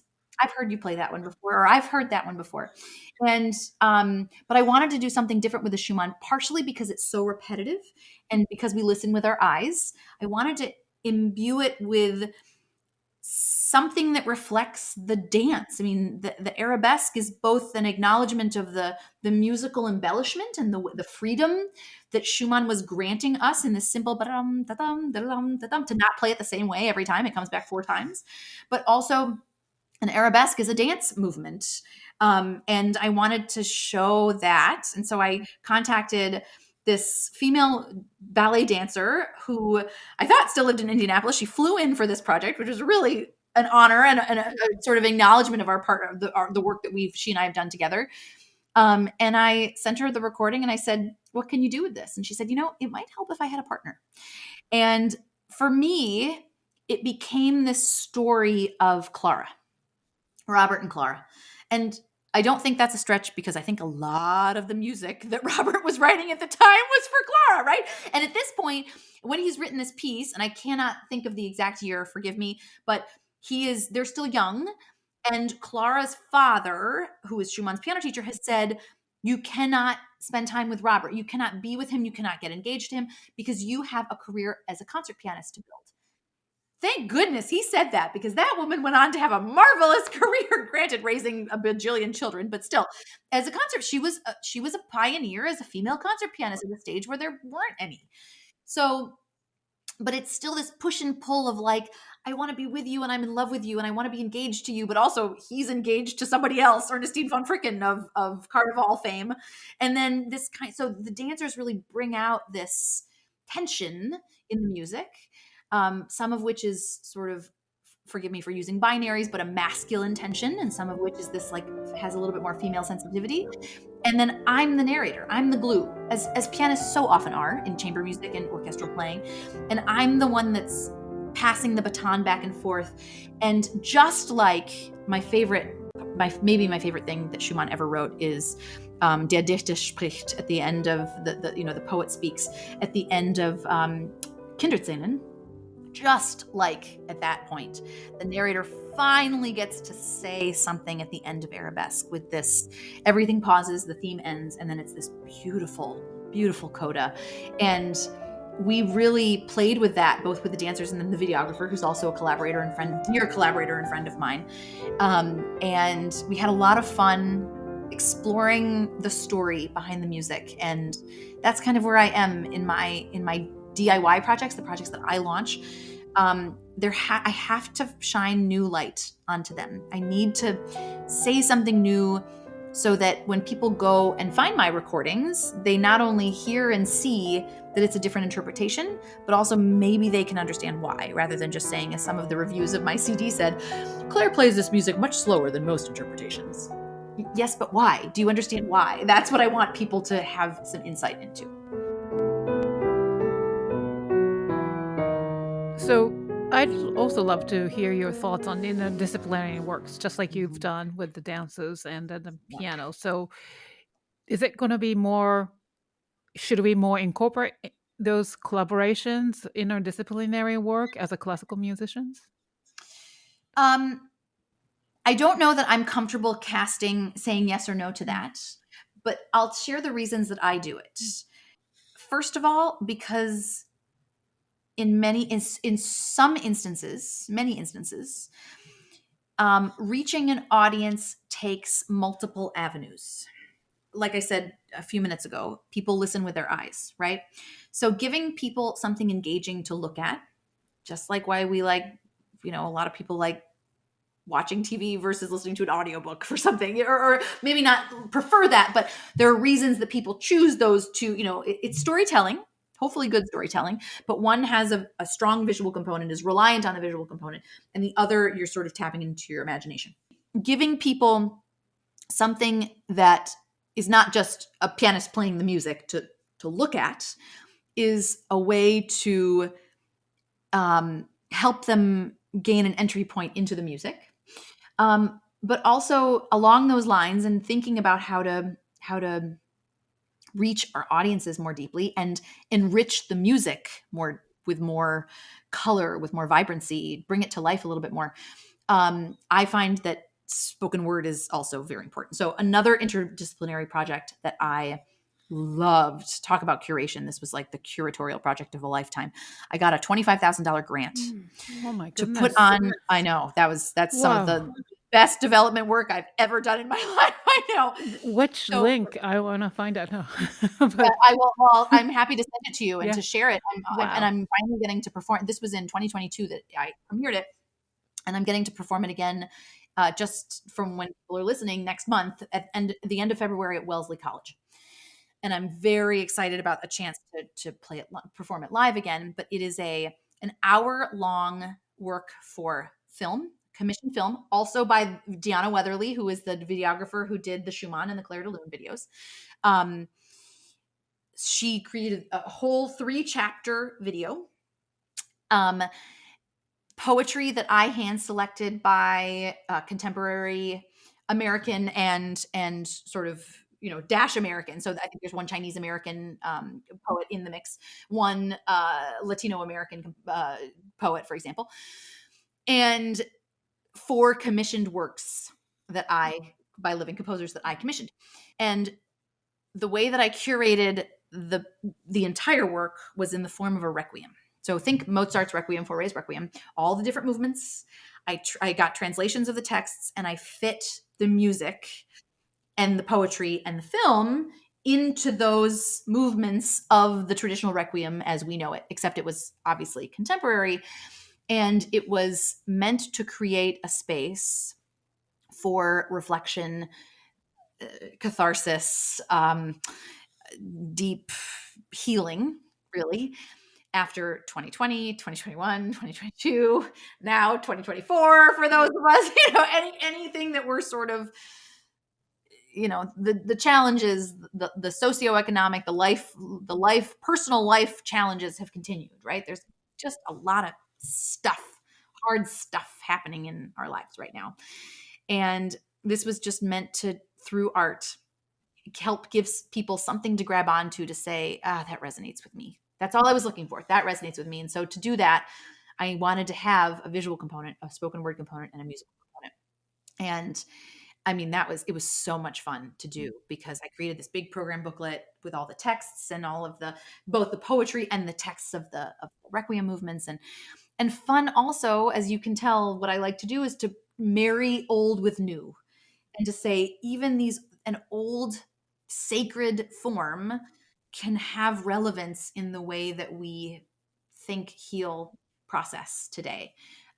So I am a proponent of interdisciplinary work until it gets to the point. I mean, it can be complicated. It can be, I'm sure, from an administrative and management perspective, very, very, very, very, very tricky, but often worth it. Right. In the way we're doing. That's the creative part of being the pianist, right? Yeah. That's right. And the sole performer really is getting to. So, but worth it. I want to talk about the legacy, right? So I know you're still very young, but where do you see the classical music world in 10 years, and where do you want to be in 10 years? So I know baby is coming. So the next 10 years. I'll have a 10-year-old. That's right. I'll have a 9-year-old. Can you imagine? No. Oh my goodness. But what gets you excited about that, thinking of that ahead of time? I get a little nervous at the same time that I get excited for the classical music world. I hope it gets a little bit easier for people. A lot of people in a lot of pain right now. I just read an article that was in I Care If You Listen, and I was the reason I listened to it was because one of Anthony's pieces from my album, he was mentioned, and then my piece was tagged in it, and you're able to play it directly from the article. But one of the sentences that stuck out to me is that it was surrounding this conference for Black artists, musical artists, I believe in particular, but maybe more generally artists, that composer George Lewis hosted in Berlin. And this composer by the name of Devon Russell Gray wrote this article and talked about where we've come and the experience of being at this conference and what's next maybe. And the sentence that stuck out to me was, classical music has still not nailed creating a safe space for women and people of color. And that I believe that wholeheartedly. And safety has a lot of connotations to it, but I don't, as we talked about at the beginning, I'm not telling people that have stake in my future career that I'm pregnant, because it's none of their business. And because I'm afraid of what that could mean for my future career. So I don't feel entirely safe right now. So I can only imagine how my fellow creators who are LGBTQIA+, particularly trans at this time, because of what's happening politically, and people of color, how they feel. I wouldn't feel safe if I were them either, because I already don't feel safe as a woman, and a Jewish woman, I should also say. It's a weird time. It's a weird time to be a Jewish creator, and it's a weird time to be saying that, because it's 2024. I should be able to do what I want as a woman. I mean, I can vote. But also, really, that's the bottom line. I can vote. Therefore, I should be able to feel safe in classical music, and I don't. So I really hope, I'm going to talk about my hopes rather than where I see it going, because I don't know where I see it going right now, and I'm a little nervous about that. I hope that classical music spaces become safer for those of us that don't feel safe. And that means feel safer for those of us that stand up and talk about racial issues, trans issues, issues that imbue our actual our human concerns with our artistic practices, which I'm one of those, I think. But I also really hope that we continue to recognize that classical music isn't dying, but that there's a lot competing with classical music, and that part of the work is bringing audiences to our work, giving them a reason to be excited. And that's a job, I think, for some of the big organizations. And I challenge big organizations to do better in the way that they are creating audiences, because they're the ones with the money and the power. They're the ones with the money and the power. But if the New York Philharmonic figures out how to do a better job drawing audience, and I don't know actually that they're struggling with ticket sales, I'm using that because that is the orchestra of America, right? In many ways. If the New York Philharmonic does a better job of bringing audience in, that's only going to help me. And that's only going to help the pianists who are following in my footsteps. But in terms of my own legacy, especially now, I hope that young women who are 10 to 15 years behind me have an easier job and feel more empowered earlier on to do this. That's what I was going to say earlier when I was talking about higher ed. There's really still no safety in higher ed. You know, where we think there is safety for us, where we think there is stability, there's not anymore. In Haydn's day, it was the courts. In Bach's day, it was the churches. And today, we like to think about it as being institutions of education. But really, those places are cutting arts jobs just as quickly as anybody else is. And there's no safety there. And so I feel just as safe being a classical concert pianist as I do having a full tenure track job, because it's not in my hands if I get it to keep that job. You know, even tenure could go away. Whereas I can still find places to play and audiences to play for. And I hope that my legacy is that through the work I'm doing, I'm making it easier for not just women, for everybody, but especially for women and female identifying performers behind me to say, this is what I'm called to do. I don't know who's calling, but I'm being called to do it. And thank goodness that Clare Longendyke tried and succeeded or failed, however they looked at it before, so that I can model what I'm doing afterwards. And not just me, but other women who are doing it. I hope that that's my legacy. I really do. Well, thank you. I think that captured pretty much, that was like a good summary of our conversation. Thank you. Well said. So I would like to promote your upcoming concerts and events. So you have a single. Yes. Okay. So when Schumann is released, it will be released as an audio single on all streaming platforms, Spotify, Apple Music, etc. I'll put it on Bandcamp as well. And also the video will be on YouTube. Great. And then Carnegie Hall is in January 24th at 8 p.m. at Weil Hall. And then there are so many more concerts coming up. So the best way is to check out your website, right? ClareLongendyke.com. And all the links are listed in the show notes. Well, this has been a really inspiring and such a fun conversation. Thank you so much. I was looking so forward to this, and it exceeded all of my expectations. Really? Oh my gosh, this was so much fun. Oh, it's been a really fun. So before I let you go, we have one more thing to do. It's called the Piano Pod Rapid Fire Questions. And then I'm nervous about this for months. Yeah. So you're well prepared. That's great. So let's get to it. Question number 1. What is your comfort food? Buffalo chicken wings. Especially right now, pregnancy cravings are real. Buffalo chicken wings. Oh, yeah, really? Yep. Okay, great. Yep. How do you like your coffee? Oh, maybe you're not being able to drink coffee now? Oh, great. How do you like your coffee in the morning? A woman has to survive even when Okay.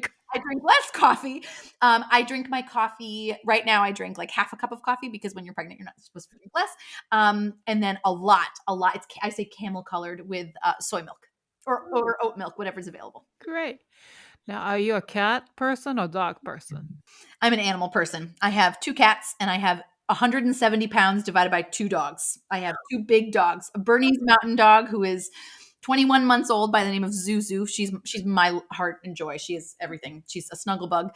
And then I have a very hard-headed German Shepherd Lab mix, Petey, who was our first dog. These are my first dogs, but my husband and I had our first dog together, who is 2.5 and a hardhead. Right. Love him. My sister's family has a dog named Petey. Yeah. It's a cute name. It's a good name. His full name is Sweet Pete. We named him like a horse. Okay. You know, they have long names, but he goes by Pete. Oh, okay. Sunrise or sunset? Sunset. Summer or winter? I'm usually asleep at sunrise. Summer. Summer. What skill have you always wanted to learn but haven't had a chance to? How many pianists have said this? To improvise. Ooh, yes. I wish I could. I wish I could. Oh, Still can. yes, still can. Yes, we are emerging artists, right? Yes, that's right. What is your word or words to live by? Practicing will make it better. What is the most important quality you look for in other people? Vulnerability. Name 3 people who inspire you, living or dead. You're prepared. I am. Number 1, Serena Williams. She had a baby, and then she came back and won. I don't know what the tennis competitions are, but she won all the competitions. She won all the things. And that is my goal, to be the piano goat. That's my goal. Serena Williams, number 1. Number 2, not just because of your wonderful podcast with her, but because she is truly the goat of classical piano, Sarah Davis Buchner. And number 3, my brother, I'm going to cry, Willem Longendyke, because he's an inspiration and amazing. Wonderful. Well, thank you for sharing. Yes, Sarah Davis Buchner was great. Oh, she's amazing. She's amazing. And I saw her in Indianapolis. I got to meet her for the first time. I've corresponded with her, but I saw her do Of Pigs and Pianos, which is her solo show. And oh my gosh, they had to cancel one of the 2 shows. I was so disappointed by Indianapolis audiences, but talk about vulnerability, got up on stage and bared her soul for all of us. And then sits down and plays. And there is no better pianist right now. There is no better pianist. She's amazing. Yeah, absolutely. Is that it? Did I do it? Yeah, well, two more. Okay. Name one piece in your current playlist. Amy Beach, Variations on Balkan Themes. I can't escape it. I love your performance, by the way. Yeah. It's what a piece. Powerful. What a piece of music. Yes. Thank you. Now, last one. Fill in the blank. Music is blank. Healing. Thank you. So that wraps up this episode of the Piano Pod. A heartfelt thanks to you, Clara, for joining us today and sharing your incredible stories, insights, and expertise with such authenticity and joy, which is our theme of the season. To our wonderful audience, you can learn more about Clare and her work by visiting her website at clarelongendyke.com. And of course, thank you to our faithful fans and listeners for tuning in today. If you enjoyed today's episode, please give it a thumb up for this YouTube clip. But also, don't forget to share and review this episode on your social media and tag the Piano Pod. It's one of the best ways to help us grow, and we'd love to hear from you with your feedback. For the latest piano news and updates, be sure to follow the Piano Pod on Facebook, Instagram, TikTok, and LinkedIn. I will see you for the next episode of the Piano Pod. Thank you, Clare. Thank you, Yukimi. This was wonderful. Thank you.